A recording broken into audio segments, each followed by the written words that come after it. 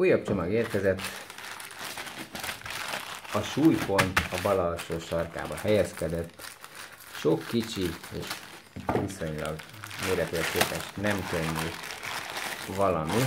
Gyöngyök, kérlek szépen, gyöngyfőző szakkör. Figyelem, megérkeztek a gyöngyeink. Szép színes 3 csomag. Egy ilyen csomagban, hát ha jól emlékszem, de mindjárt meg is keresem, legalább 100 darabban, de egy pillés, akkor mondok pontos infókat. Szóval kicsit alulbecsültem a mértékeket. Zacsinként 1200 darab 2 mm-es kis színes gyöngy található. Szorozzátok meg akkor ez 1200-at 3-mal. Annyi gyöngyöt láttok most itt az asztalon. 324, azaz, hogy 324 forintba kerül ez a 1200 szor 3 zacsényi gyöngy. 12 nap alatt érkezett meg.